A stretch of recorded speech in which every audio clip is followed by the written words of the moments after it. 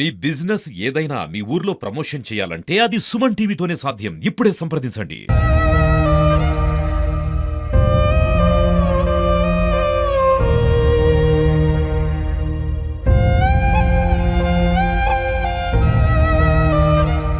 నమస్తే, welcome to Suman TV. కాకినాడలో నిన్న జరిగిన ఏదైతే ఘటన, వానపల్లి చంద్రకిషోర్ అనే ఒక వ్యక్తి తన ఇద్దరు పిల్లల్ని చేతులు కట్టి బకెట్లో ముంచి వాళ్ళు చనిపోయారని నిర్ధారించుకున్న తర్వాత తాను ఆత్మహత్య చేసుకున్నాడు. అసలు కారణాలు ఏంటి, ఏ విధంగా వెలుగులోకి వచ్చింది? మనం ప్రస్తుతం సర్పవరం పోలీస్ స్టేషన్లో ఉన్నాం. మనతో పాటు సిఐ గారు ఉన్నారు. సార్ నమస్తే అండి. ఈ హృదయ విదారక ఘటన నిన్న ఏదైతే జరిగిందో, ఈ వానపల్లి చంద్రకిషోర్, అసలు ఈ వార్త ఎప్పుడు వెలుగులోకి వచ్చిందండి? అలా కారణాలు ఏంటంటారు? ఇది నిన్న మధ్యాహ్నం సుమారు 1 గంట ఆ ప్రాంతంలో ఇలాగా జరిగింది అనేటటువంటి సమాచారం మా ఎస్ఐ గారికి 112 కాల్ ద్వారా వస్తే ఇమీడియట్గా వెళ్ళి అటెండ్ అవ్వడం జరిగింది. అటెండ్ అయిన వెంటనే అక్కడ పిల్లలిద్దరూ కూడా బకెట్లలోకి తలకాయలు పెట్టేసి చనిపోయి ఉండటం, తండ్రి ఏమో సెకండ్ బెడ్రూమ్లో ఊరేసుకుని ఉండటం, ఈ విధంగా చూసి నాకు ఇన్ఫార్మ్ చేశారు. నేను గౌరవ ఉప ముఖ్యమంత్రి వర్యులు శ్రీ పవన్ కళ్యాణ్ గారి బందోబస్తు కార్యక్రమంలో ఉండటం వల్ల మా ఎస్ఐ గారికి అన్నీ కూడా, మా రైటర్ గారికి అందరికీ కూడా ఉత్తర్వులు ఇచ్చి ఈ విధంగా చేయండి అనేటటువంటి దిశానిర్దేశం చేసి కేసుకి సంబంధించి అన్ని జాగ్రత్తలు తీసుకోమని చెప్పి మేము బందోబస్తులో ఉండి ఈ కార్యక్రమాన్ని అంతా చేసిన తర్వాత వాళ్ళు అన్ని సక్రమంగా నిర్వర్తించి బాడీస్ని అవి గవర్నమెంట్ హాస్పిటల్కి షిఫ్ట్ చేయడం జరిగింది. అయితే ఈ తర్వాత ఈరోజు 3 చనిపోయారు. అందులో మా 2 పిల్లల్ని చంపేశాడు మర్డర్ కేసు ఉన్న దృష్ట్యా. గ్రేవ్ కేసు, ఇది గ్రేవ్ కేసు దృష్ట్యా మన కాకినాడ జిల్లా superintendent of police Shri G Bindumadhav IPS గారి యొక్క ఆధ్వర్యంలో, వారి యొక్క ఉత్తర్వుల మేరకు, అదేవిధంగా కాకినాడ ఏఎస్పి శ్రీ పాటిల్ దేవరాజ్ మానిష్ వారి యొక్క పర్యవేక్షణలో ఈ యొక్క కేసుని నేను దర్యాప్తుకి స్వీకరించడం జరిగింది. దర్యాప్తు స్వీకరించిన తర్వాత ఇందులో జరిగిన విషయాలు ఏంటంటే, నిన్న ఉదయం 9 గంటలకు వీళ్ళు ఓఎన్జీసీ ఆఫీస్కి ఇంటి దగ్గర నుంచి బయలుదేరి 4 కలిపి హోలీ పండగకి వెళ్ళినట్టు, హోలీ యొక్క వేడుకలకి అక్కడికి హాజరైనట్టు, తర్వాత అక్కడి నుంచి 9 గంటలకు వెళ్ళిన తర్వాత ఒక అరగంట ఉన్న తర్వాత ఇతను పిల్లల యొక్క బట్టలు యూనిఫామ్ కొలతలు సరిచేయించుకు రావాలి, కొలతలు తీయించాలి, ఇంటికి వెళ్ళి వస్తామని చెప్పి భార్యతో చెప్పి ఉండి వెంటనే వచ్చేస్తానని చెప్పి పిల్లల్ని తీసుకురావటం జరిగింది. మధ్యలో రాలేదని భార్య ఫోన్ చేయటం, బయలుదేరిపోయినా వచ్చేస్తున్నాను 5 నిమిషాలకు ఉంటా అని చెప్పి ఇస్తాం. 5 నిమిషాలకి రాకపోయేటప్పటికి భార్యకు అనుమానం వచ్చి, ఏంటి ఎన్నిసార్లు చేసినా రావట్లేదు, వచ్చేస్తున్నారు, నన్ను ఒక్కదాన్ని ఇక్కడ వదిలేసి వెళ్ళిపోయారు ఏంటి అని చెప్పేసి ఆవిడ మరలా వాళ్ళందరినీ తీసుకుని ఇంటికి వచ్చేటప్పటికి 3 యొక్క చెప్పులు కూడా బయట ఉన్నాయి. తలుపులు ఎంత చేసినా తలుపులు రావట్లేదు, లోన్ గడియలు పెట్టేసి తాళాలు వేసేసి ఉండటంతో అనుమానం వచ్చి ఆమె కూడా వచ్చినటువంటి ఓఎన్జీసీ సిబ్బంది, అదేవిధంగా వాచ్మ్యాన్, తర్వాత అపార్ట్మెంట్ ఓనరు, వీళ్ళంతా కలిపి ఆ కిటికీ యొక్క స్క్రూస్ అవన్నీ ఓడదీసి లోనికి వెళ్ళి చూసేటప్పటికి ఇతను ముందు హ్యాంగింగ్ అయి ఉన్నాడు. సెకండ్ బెడ్రూమ్లో చూసేటప్పటికి ఊరేసుకుని ఎలాడుతూ ఉన్నాడు. నెక్స్ట్ చూసేటప్పటికి పిల్లలేరు అని చూసి బెడ్రూమ్లోకి వెళ్ళి బాత్రూంలో చూసేటప్పటికి పిల్లలిద్దరూ కూడా ఈ యొక్క తలకాయలు బకెట్లు లోనకి పెట్టేసి ఉండటం జరిగింది. తర్వాత ఇవన్నీ పరిశీలించేటప్పటికీ ఈ పిల్లలిద్దరి యొక్క ఇంత ఇది చాలా చెప్పడానికి కూడా మాటలు రావట్లేదు.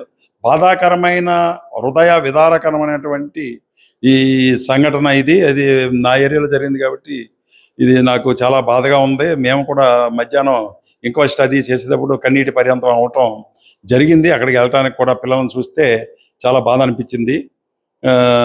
ఆ విధంగా జరిగింది. అయితే వాట్ ఎవర్ ఇట్ మేబీ, ఏదైనప్పటికీ కూడా జరగవలసింది జరిగిపోయింది. అక్కడ ఒక సూసైడ్ నోట్ ఉంది. సూసైడ్ నోట్లో ఏంటంటే, ఇతనంతటా ఇతను భావించాడు, నా పిల్లలు ఇప్పుడు చదవట్లేదు, పిల్లలు ఒకడికి 7 సంవత్సరాలు, ఇంకొకటికి 6 సంవత్సరాలు. ఫస్ట్ క్లాస్ చదువుతున్నాడు, సెకండ్ యూకేజీ చదువుతున్నాడు. ఈ వయసులో పిల్లలు చదువు ఏంటంటే ఆడుకునే వయసు. పిల్లలు వాళ్ళ ఇంట్లోకి వెళ్ళి చూస్తే చక్కగా అన్నీ కూడా మంచి కార్లు, మంచి చిన్నపిల్లలకు ఉండవలసినటువంటి బైక్స్, కార్స్, మంచి సొఫిస్టికేటెడ్ ఫ్యామిలీ. బాగా ఓఎన్జీసీలో అకౌంటెంట్ అతను, అంతా బాగుంది, ఫైనాన్షియల్గా ఏ ప్రాబ్లం లేదు, అన్నీ చక్కగా ఉన్నాయి. నాకు మార్నింగ్ మా వాళ్ళు చెప్పారు, చాలా బాగుంది సార్, ఎందుకు అలాగా చేసిన, వాళ్ళకి ఏ ఇబ్బంది లేదు, అసలు పిల్లలు ఎలా ఉన్నా చదువుతారని.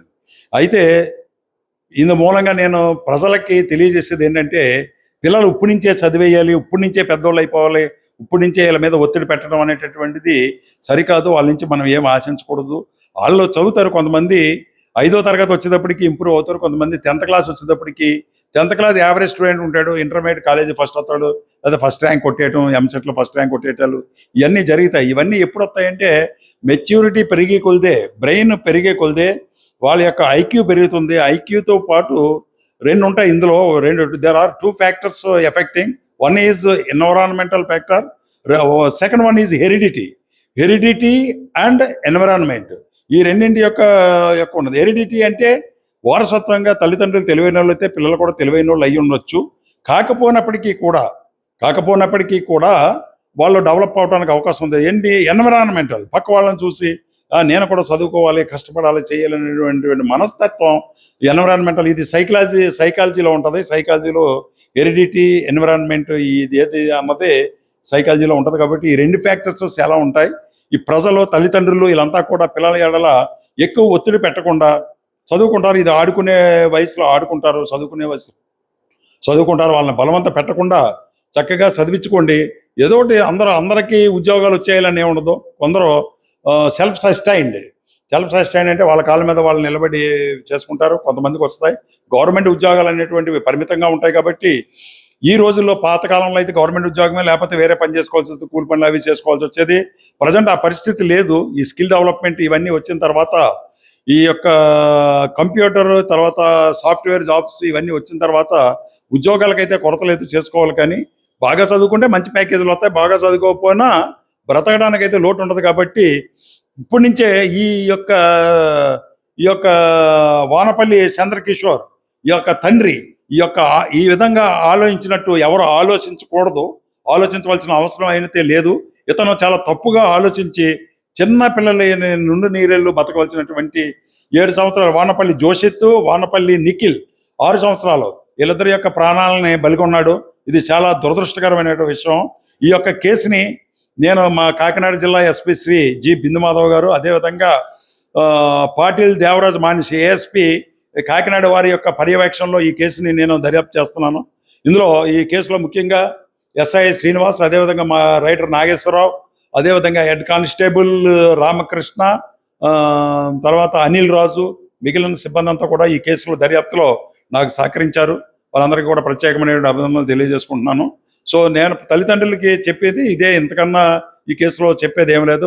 నేను చెప్పిందే సలహా. పిల్లల్ని ఒత్తిడి పెట్టవద్దు, చదువుకున్న తర్వాత పెద్ద అవుతారు. పెద్ద అయిన తర్వాత వాళ్ళ భవిష్యత్తు వాళ్ళు నిర్ణయించుకుంటారు. ఇంటర్మీడియట్ 10th క్లాస్ వచ్చేటప్పటికి వాళ్ళ పట్టణాలు వదిలేస్తే వాళ్ళు చదువుకుంటారు.